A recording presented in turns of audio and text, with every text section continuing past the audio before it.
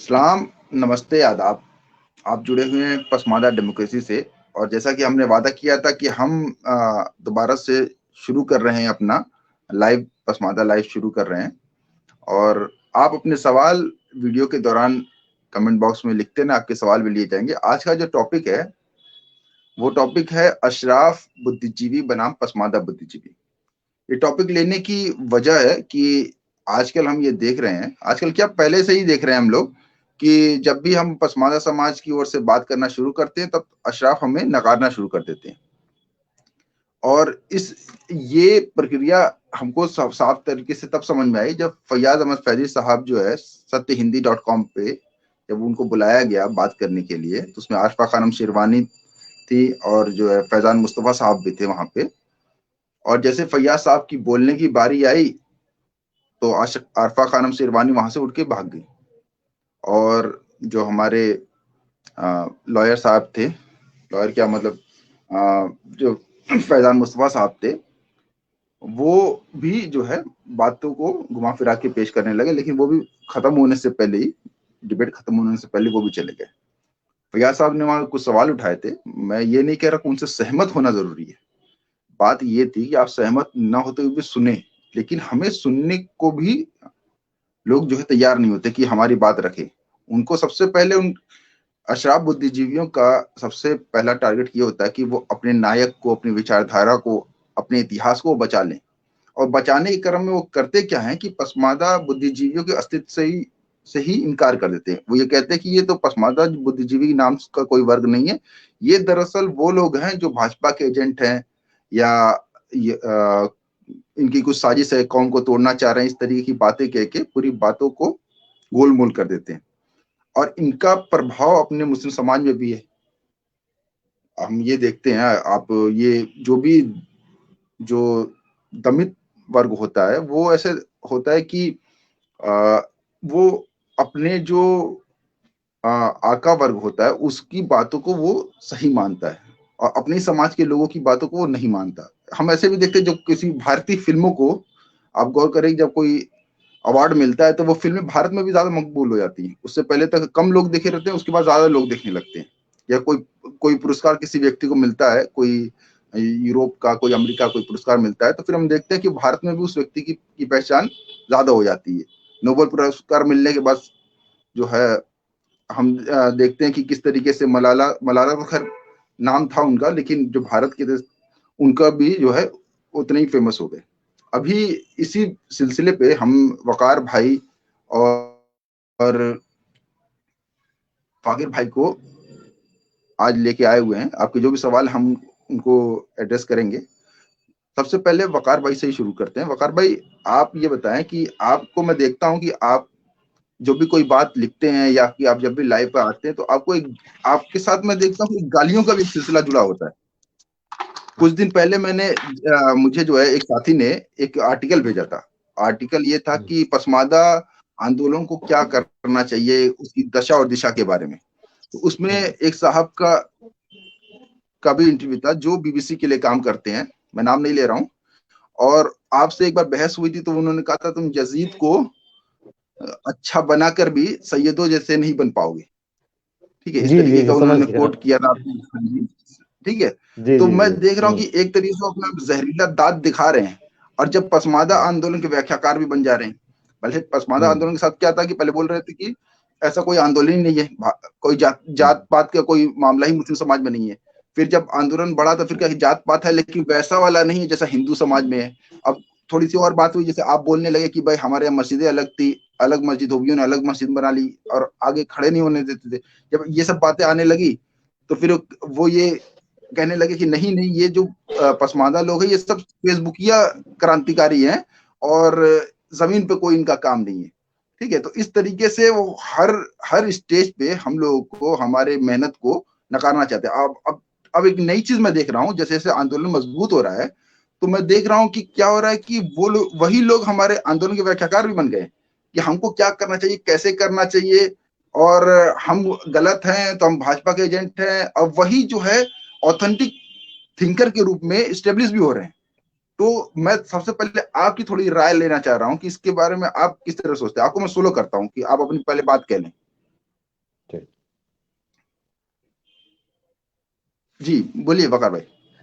जी अस्सलाम वालेकुम। जैसे एक चीज तो मैं आप कहें कि आपने जो एक प्रोग्राम रखा, पसमानदा बुद्धिजीवी बनाम अशराफ बुद्धिजीवी, तो पसमानदा तो अभी बुद्धिजीवी माना ही नहीं जाता, कि वो तो श्रमजीवी क्या कहते हैं वो। तो अशराफ जो है बुद्धि का पैसा खाता है, बेवकूफ बना के खाता है, और पसमानदा जितना भी मेहनत करके खाता है। तो वो लोग जानते हैं कि जो लोग मेहनत से कमाते खाते हैं वो बुद्धिजीवी नहीं माने जाते हैं। एक चीज। दूसरी चीज ये है कि अभी तक हर जगह नैरेटिव सेट करने से लेकर के नैरेटिव आगे बढ़ाने तक इन्हीं का काम था। जन्नत का इनकार करना है तो मिर्जा गालिब आ जाएंगे, जन्नत को स्टेब्लिश करना है तो अल्लामा इकबाल आ जाएंगे। मतलब पक्ष भी अशराफ का, विपक्ष भी अशराफ का। मौलाना लाना है तो भी अशराफ का रहेगा, लेंगे हम। इधर भी हम रहेंगे, उधर भी हम रहेंगे, यानी यजीद भी हम ही रहेंगे। जैसा कि आपने जिनका नाम लिए बिना कहा बीबीसी वाले, कि यजीद भी वही है, वो भी कुरैश से रहेगा, और इमाम हुसैन भी कुरैश से रहेंगे। तो हीरो भी अपने ही घर का हो, विलेन भी अपने ही घर का हो। हाँ, नाच देखने वाले बाहर वाले हो सकते हैं।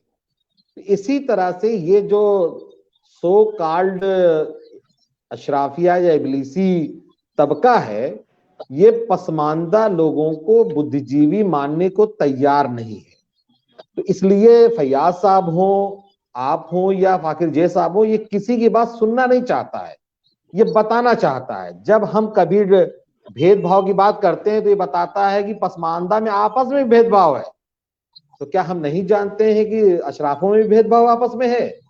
लेकिन वो भेदभाव इतना बड़ा नहीं है कि ज्यादा दिक्कत पैदा करे। वैसे हमारे यहाँ की भेदभाव अशराफ बनाम पसमानदा जैसा नहीं है।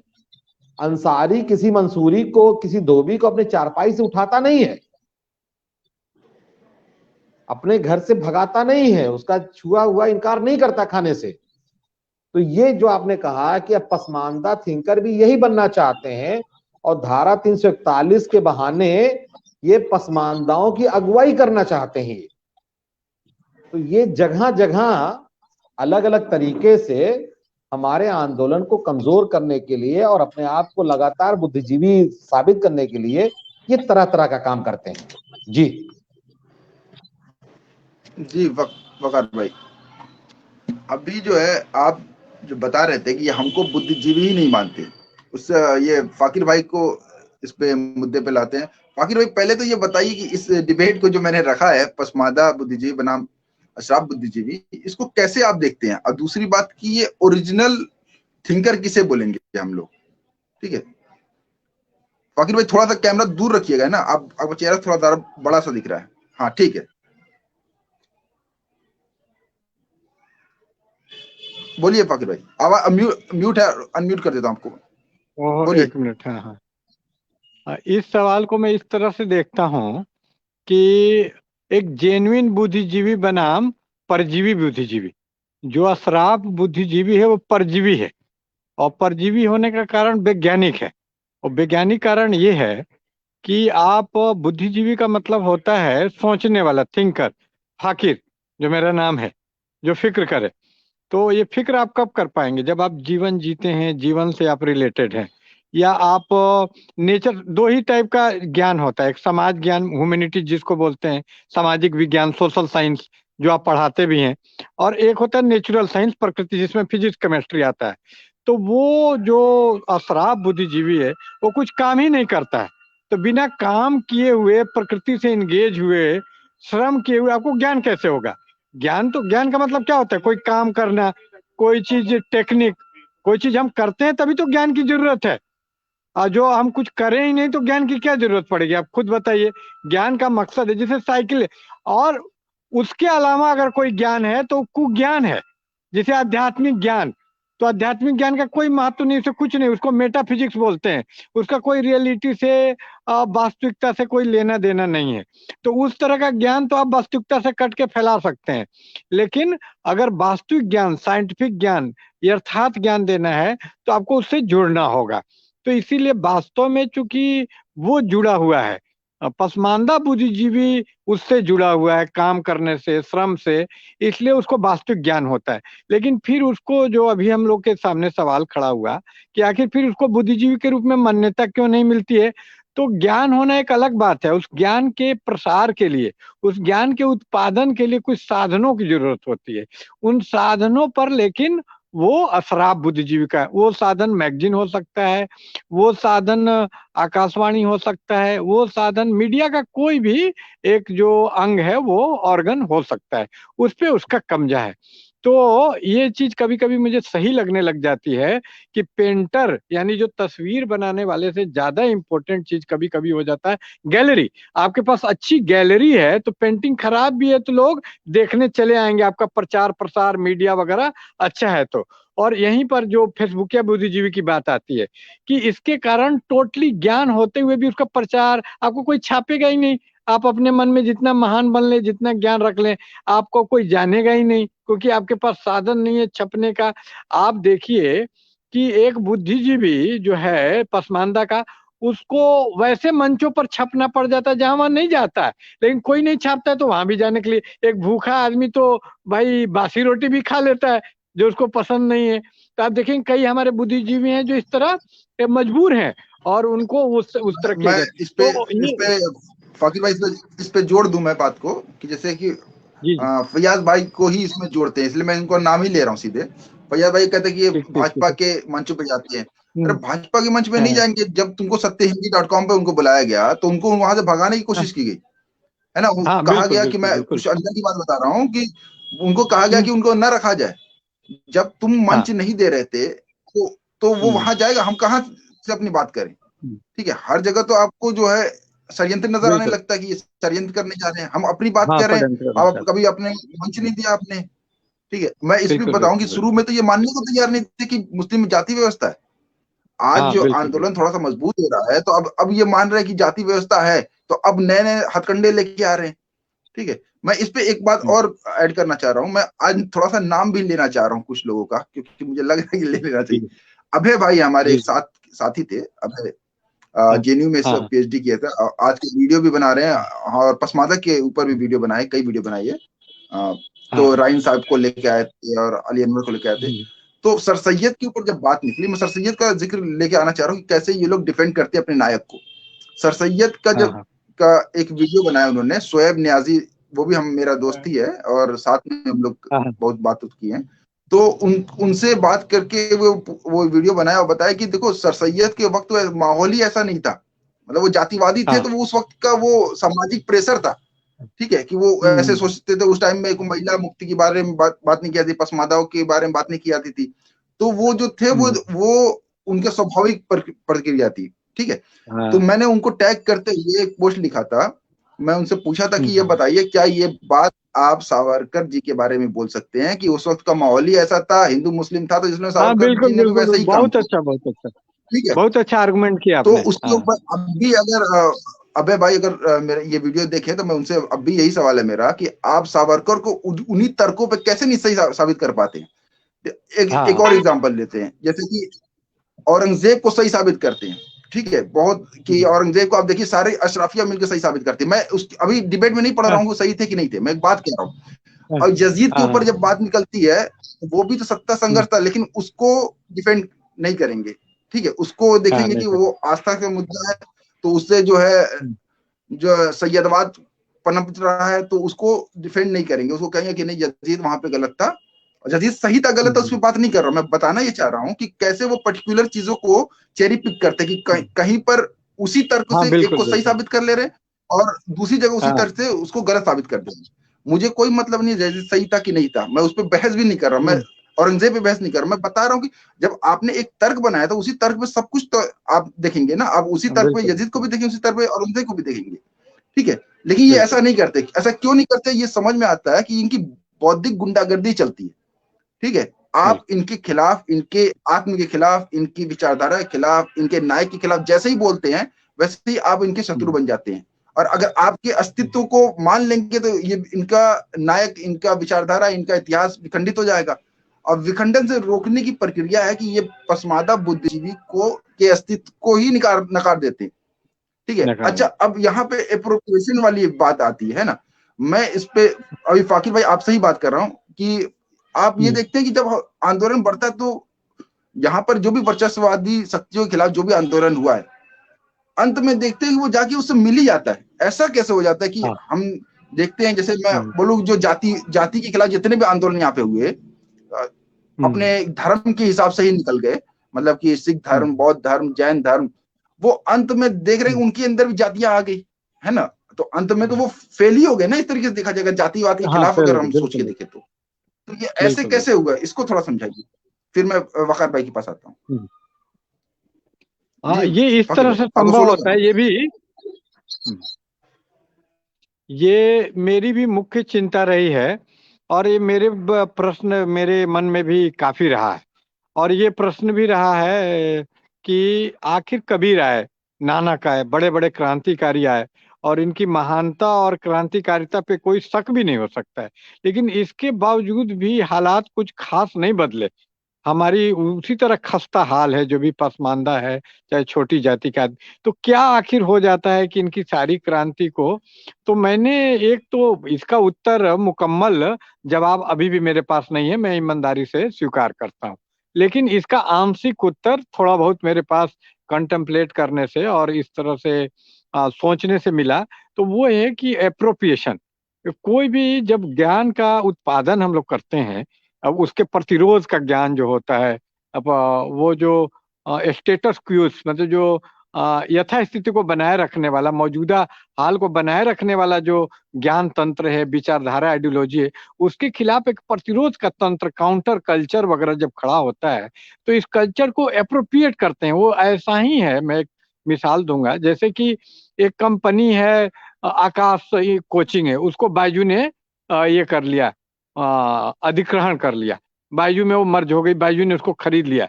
तो क्योंकि उसको ज्ञान के उत्पादन, उसके पास ज्यादा पूंजी है, तो ज्ञान का जो उत्पादन के साधन है, मीडिया वगैरह, उसपे उसका कब्जा है। तो इसलिए जब भी देखता है कि इंडिपेंडेंट रूप से अपने लिमिटेड, बहुत सीमित रिसोर्सेज में जब हम ज्ञान का उत्पादन कर रहे हैं, उस पर नजर पड़ती है और वो देखता है कि उसके मुनाफा है, तो एक पूंजीपति की तरह, कैपिटलिस्ट की तरह, सरमाएदार की तरह उसको मतलब पूरा एप्रोप्रिएट भी नहीं, उससे भी आगे बढ़ के मैं कहूंगा कि उसको वो अधिग्रहित कर लेता है, जिसको अग्रहित करना बोलते हैं। एक कंपनी दूसरे कंपनी को वो मर्जर कर लेती है, खुद में मिला लेती है।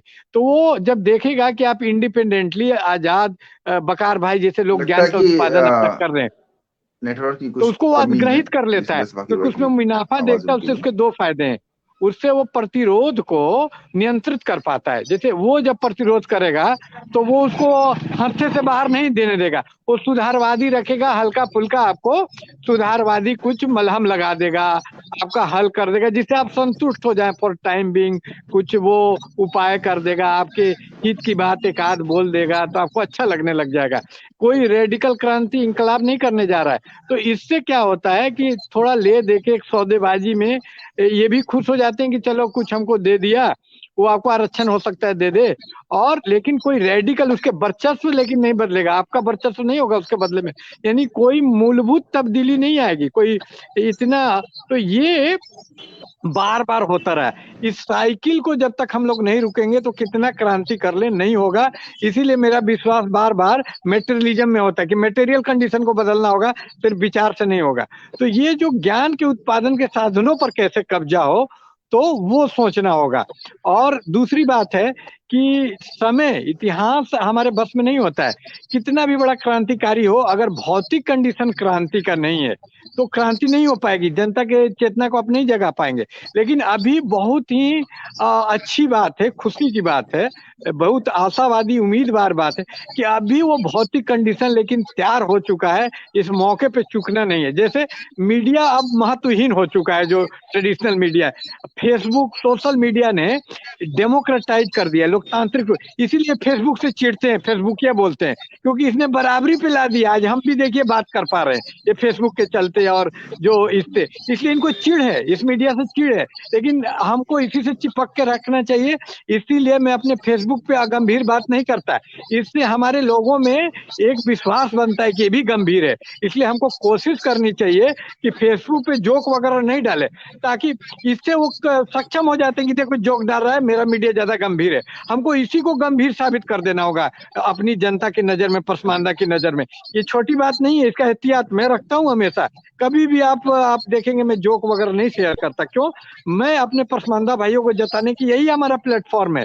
इसी को गंभीर, कोई चीज इस्तेमाल से होता है, अगर इस्तेमाल गंभीर करेंगे तो फेसबुक ही बहुत गंभीर, जैसे लेलिन की मैं तारीफ करूंगा कि उन्होंने इसको एक गंभीर माध्यम में बदल दिया डेमोक्रेसी चैनल के माध्यम से। तो ये बहुत मुमकिन है कि वो समय हमारा नहीं था और अभी का समय हमारा है।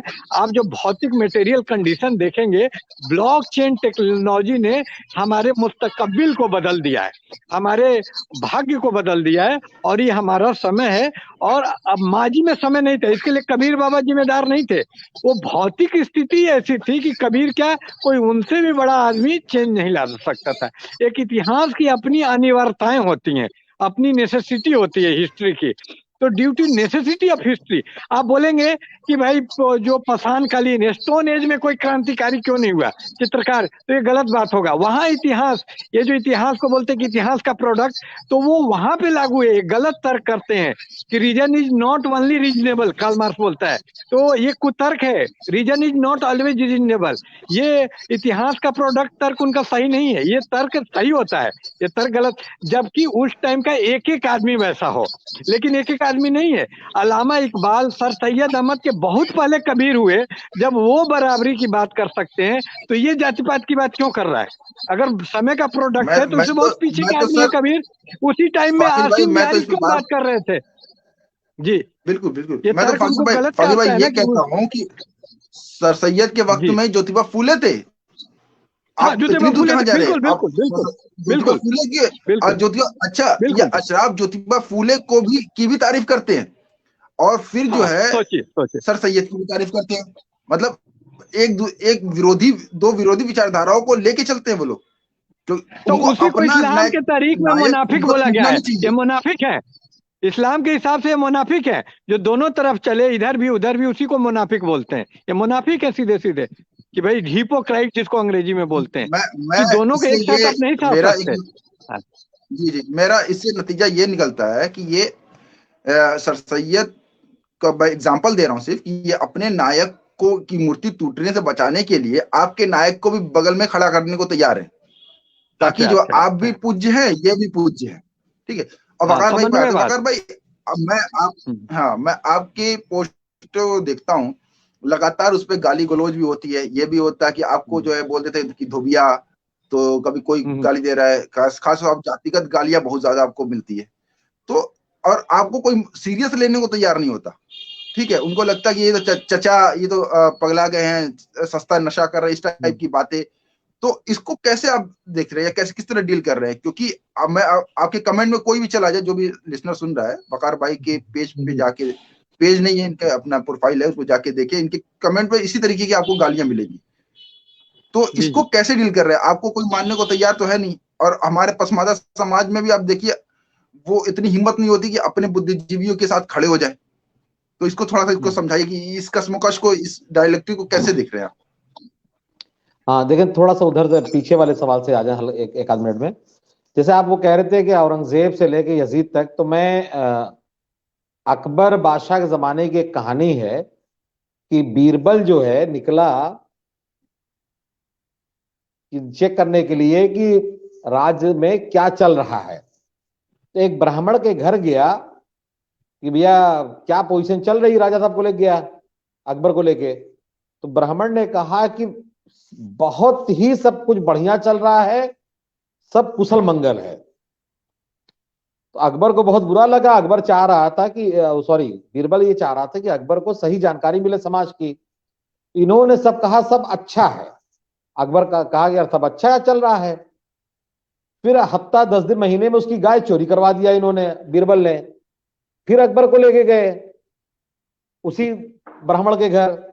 तो ब्राह्मण कहने लगा कि सब त्राहिमाम चल रही, जनता बड़ी त्रस्त है, लूट मार मची हुई है राज्य में, सब बड़ी दिक्कत में चल रहा है। तो अकबर ने कहा इतनी जल्दी क्या हो गया? कहे कि इसकी गाय, इसके पास बहुत सारी गाय मौजूद थी, इसका काम चल रहा था। तो जब इसका काम चल रहा था तो इसको लग रहा था पूरे राज का काम चल रहा है, इसकी गाय मैंने चोरी करवा दिया है, अब ये कह रहा है कि पूरे राज में दिक्कत चल रही है। तो औरंगजेब रहमतुल्लाह अलैह जो है ब्राह्मणों और सैयदों की बड़ी इज्जत करते थे, सबको जमींदारी बांट रहे थे। तो औरंगजेब बहुत अच्छे थे। सर सैयद ने जो है सैयदों के लिए किया, इसलिए सर सैयद बहुत अच्छे थे। वीर सावरकर सैयदों के लिए नहीं कुछ कर पाए, इसलिए वीर सावरकर बहुत बुरे थे। अगर सैयदों के लिए कुछ भी अच्छा कर दिया होता वीर सावरकर ने, तो यही कहा जाता कि सावरकर बड़े समझदार थे, क्रांति भी कर ली और माफी मांग करके दूसरे नए क्रांतिकारी तैयार भी कर दिए। अब तो ये जो आपने लफ्ज इस्तेमाल किया मुनाफिक, तो ये मतलब इनको पता नहीं मुनाफिक में रखा जाए कि नौजुबिल्लाह काफिर में रखा जाए। अगर अंदर से देखा जाए तो बड़े ज्यादा ना ये अल्लाह से डरते हैं ना रसूल से डरते हैं। जैसा भी एक सैयद वसीम रिजवी हुसैनी साहब सलामुल्लाह अलैह जो है अभी बाहर निकले हैं, लेकिन वो मजहब को छोड़ा उन्होंने, सैयदवाद में आज भी वो मौजूद है। अली को बुरा कहलवा लीजिए उनसे, इमाम मेहदी को बुरा कहलवा लीजिए, मैं जानू। वो नबी को बुरा कह सकते हैं, अल्लाह को बुरा कह सकते हैं, कुरान को बुरा कह सकते हैं। जरा कोई नहजुल बलागा को बुरा कहलवा दे उनसे, इमाम मेहदी के आगे पीछे किसी को बुरा कहलवा दे। तो ये जो सैयद है ये हमेशा सैयद रहता है, ये कभी इस्लाम कबूल नहीं करता है। इसका तो और भी बहुत सारी चीजें हैं, जानते ही हैं। अब आज ये हमारे देखिए ये काम वो कर रहे हैं जो नबी सल्लल्लाहु अलैहि वसल्लम के जमाने में, जब नबी सल्लल्लाहु अलैहि वसल्लम ने कहा कि बुतों को ना पूछो, एक अल्लाह को पूछो, तो एकदम सेम ये जो अबू जहल टाइप का स्टाइल है ये उस जमाने में भी था, आज भी है। तो नबी सल्लल्लाहु अलैहि वसल्लम को कहा जाता था इनके ऊपर किसी ने जादू कर दिया है, कोई कहता था ये मजनून है, कोई कहता था कि यार अब काले हबसी हमारे साथ उठेंगे बैठेंगे, क्या इस्लाम के आने से सब बराबर हो जाएगा। यहां तक कि एक ने कहा, इस्लाम कबूल करने के बाद एक साहब ने कहा अच्छा हुआ मेरा बाप मर गया, नहीं तो बिलाल हबसी को ऊपर देख करके बेहोश हो जाता। दूसरे ने कहा कि इस काले कौवे के अलावा नौजुबिल्ला मोहम्मद को और कोई नहीं मिला था काबा के ऊपर चढ़ाने के लिए। तो ये जो हमारे साथ कर रहे हैं ये प्री प्लान कर रहे हैं। और वो आईबी की रिपोर्ट है, बहुत सारी रिपोर्टें हैं, अशराफ बुरी तरह हदसा हुआ है, डरा हुआ है। पहली बार इनकी जड़ हिल रही है और इसीलिए एमआईएम को चंदा बहुत ज्यादा गया। गरीब गरीब लोग 10-10 हजार रुपए चंदा दिए उसको ऑनलाइन। अभी एक सामने दिखाया कि मैंने 80,000 चंदा दिया है। तो एक आखिरी उम्मीद है कि बदर के मैदान में अबू जहल हो सकता है इस्लाम को हरा दे। तो एमआईएम को इतना बुरी तरीके से जो हाईलाइट किया जा रहा है, जो इतनी मदद की जा रही है कि एक साथ पीस पार्टी और पसमानदा महाज ये दोनों से एक साथ जल रहे हैं। और तीसरा जो अहिरों की गोल है ये सपा, जिसने अहमद हसन को मिनिस्टर बना दिया, एक दूसरे अंसारी को मिनिस्टर बना दिया, महबूब अली को मिनिस्टर बना दिया, रियाज अहमद बंजारा को मिनिस्टर बना दिया। गर्चे हम लोग संतुष्ट नहीं है सपा से, ये कम दिया, लेकिन अशराफ बुद्धिजीवियों को लगता है यार इतना ज्यादा दे दिया इसने, तो मतलब बंजारा मिनिस्टर बन जा रहा है सपा में, तो इसको हटा दो। और एक और बहुत तेजी से चल रही बात कि जब तक हम ब्राह्मणों के साथ थे तब तक कोई दिक्कत नहीं हुई, जब से हम चमारों और अहीरों के साथ आए हैं तब से लिंचिंग हो रही, ये हो रहा है वो हो रहा है। अब इनको पता नहीं दिल्ली का फसाद भूल गए हैं ये, या भागलपुर का फसाद भूल गए हैं, या जिसका कभी कभी चर्चा करते हैं ये लोग 1948 ऑपरेशन पोलो का, उस वक्त तो ये ब्राह्मणों के साथ ही थे ना। जब से अहीरों चमारों के साथ आए हैं तब से कोई बड़ा दंगा नहीं हुआ यूपी बिहार में, लेकिन इनके मन में सिर्फ पसमानदा से नहीं, ये अहीरों से भी बुरी तरह जलते हैं ये लोग। तो ये टोटी चोर उसको कह रहे हैं अखिलेश को, मतलब जो वक्फ चोर है, वक्फ चोर वाले जो हैं, एक टोटी चोर उसको अखिलेश को कह रहे हैं, जाहिल कह रहे हैं, जो ऑस्ट्रेलियन पढ़ा हुआ है। तो उसके सामने वकार धोबी की क्या हैसियत है? जी जी, बात मैं समझ गया आप क्या कह रहे हैं। MIM पर भी बात हम कर लेंगे, अभी थोड़ा सा इसी टॉपिक पे ही रहते हैं। जैसे आपने बात की कि इस तरह की बातें जो मंचों से नहीं करने देते, जैसे आप गौर करिएगा कि जब फैयाज भाई जब बैठे थे मंच पे, तो जब आखिरी बात बोल के आरफा गई हैं, वो ये कही कि इन मंचों से ऐसी बातें ना करें, यही बोल के वो लिफ्ट कर गई। मतलब कि वो हर हिसाब से चाहते हैं कि यही आरफा, देखो दलितों के मुद्दे पर कितना मुखर होकर बोलती है, दवायर पे बेहतरीन उनके वीडियोस मौजूद है दलितों के मुद्दों पे, लेकिन वही आरफा जो मुस्लिम के मुद्दों पर जो है वो चुप्पी साध रही है, ठीक है, पसमादा के मुद्दे पे चुप्पी साध रही है, क्योंकि इससे उनकी बाइंड्री खराब हो रही है। फिर ये हो जाएगा कि पसमादा अगर अलग आइडेंटिटी के रूप में अगर पहचान ली जाएगी, तो जो पॉलिटिकल पार्टी है वो उनको लुभाने की बात करेंगी। राजनीति लोकतंत्र में लुभाने का ही तो सिस्टम चलता है। तो वो फिर पसमादा के लिए, जैसे आप बोल रहे हैं कि सीटें ज्यादा देंगी, जिस तरीके से आंदोलन बड़ा हो रहा है, तो और राजनीतिक पार्टियों को भी नजर आने लग रहा है कि ये दरअसल मुस्लिम एक जो है मोनोलिथ समाज नहीं, इसमें भी अलग अलग जातियां हैं, तो वो इन जातियों के प्रति भी जो है सजग हो रहे हैं। अभी तक तो कौम खतरे में, इस्लाम खतरे में के नाम से जो है राजनीति हो जाती थी, वोट मिल जाया करते थे। अब पहली बार पसमादा अपने रोजी रोटी और अपने प्रतिनिधित्व के ऊपर बात करने लग रहा है, ठीक है। तो ये आपकी बात से मैं